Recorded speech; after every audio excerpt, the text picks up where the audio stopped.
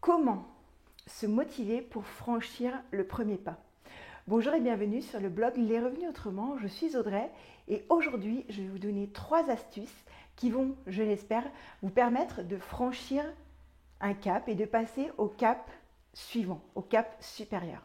Alors, peut-être que vous avez peut-être lu tous les livres qui parlent d'immobilier, de finances, de développement personnel, etc. Mais peut-être que vous n'avez jamais réussi à franchir ce cap, alors qu'il ne manque vraiment pas grand-chose. Et j'espère qu'en vous donnant ces 3 astuces, en vous faisant comprendre ces 3 astuces, ça va vous permettre d'aller plus loin. La première de ces astuces, c'est: est-ce que vous vous voyez faire la même chose qu'aujourd'hui dans 20 ans? Je m'explique. Peut-être que vous êtes salarié, peut-être que vous êtes en CDI et peut-être que votre travail a changé entre lorsque vous êtes rentré et au jour d'aujourd'hui, ce qui m'est arrivé. Du coup, je vous pose la question, est-ce que vous voyez encore dans 20 ans faire la même chose?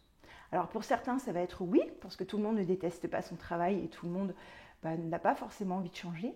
Ou alors, peut-être que potentiellement, ça peut être un leitmotiv pour passer à une étape supérieure, en se disant oui, peut-être que je n'ai pas forcément envie de faire ça toute ma vie, donc je vais peut-être investir en immobilier, comme ça me fera un petit complément de revenu, et du coup, petit ou grand, et du coup, ça me permettra potentiellement de changer de travail ou de réduire mon activité si j'ai envie pour pouvoir faire autre chose. Ça, c'était premièrement. Ensuite, deuxièmement, quelle est la chose que vous avez le plus à perdre en immobilier et si vous ne le faites pas? Je m'explique. Pour moi, au jour d'aujourd'hui, en fait, vraiment, l'avenir n'est pas sûr. Les emplois sont de plus en plus précaires, on a de plus en plus de CDD. Sincèrement, c'est assez compliqué de se tirer un revenu correct. Il y a certaines personnes qui y arrivent très très bien, mais c'est vrai qu'elles ont fait pour la plupart de grosses études. Et du coup, parfois, pour moi, il est beaucoup moins risqué d'investir en immobilier que de ne pas investir en immobilier. Je m'explique encore, ça fait beaucoup d'explications.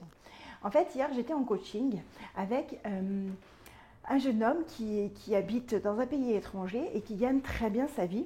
Pour moi, c'est un gros salaire. Il gagne 3 500 € net par mois.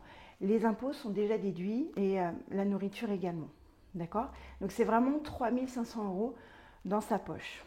Et en fait, il a eu un déclic pour investir dans l'immobilier parce qu'il s'est dit, c'est bizarre, mais depuis quelques années, je me suis rendu compte qu'en discutant avec des amis qui gagnent 1500 €, eux avaient commencé à investir vraiment dans l'immobilier et maintenant, ils gagnaient pratiquement l'équivalent de mon salaire grâce à leur immobilier. Et moi, du coup, j'ai tout claqué en faisant la fête, etc. Et je suis un petit peu, j'ai rien de côté et je suis un petit peu vexée que mes amis qui gagnent moins aient pu avoir un peu d'immobilier et moi du coup je me trouve en retard. Donc en fait c'est ça que je voudrais vous faire comprendre, c'est qu'est-ce que vous risquez à investir dans l'immobilier, d'accord? Et qu'est-ce que vous risquez de gagner en investissant dans l'immobilier? Et justement, on arrive sur le 3e point. J'aimerais savoir ce que vous feriez avec, je sais pas moi, 200, 300, 400 € en plus par mois avec un seul investissement. Est-ce que ça changerait votre vie? Peut-être que oui. Pour certains, peut-être que oui. C'est hyper soulageant de savoir qu'on a 200, 300, 400 € qui tombent tous les mois, entre guillemets, pas sans rien faire, mais en ayant simplement, en s'étant fait confiance, en ayant acheté quelque chose. D'accord? Du coup, je vous pose la question, qu'est-ce que vous feriez avec ces 200, 300, 400 € par mois en plus? Et ça ne peut concerner, par exemple, qu'un seul appartement. Donc imaginez si vous multipliez les appartements. D'accord? Voilà, donc j'espère que cette courte vidéo de motivation vous a fait réfléchir, c'est vraiment mon but. Et du coup, n'hésitez pas à cliquer pour vous abonner sur la chaîne YouTube, bien évidemment, à mettre un pouce j'aime si c'est ce que vous aimez, bien sûr, et n'hésitez pas non plus à la partager et à la commenter. Ça fait beaucoup de choses, mais vraiment, je compte sur vous. Et moi, je vous dis à très très vite pour la prochaine vidéo. Bye!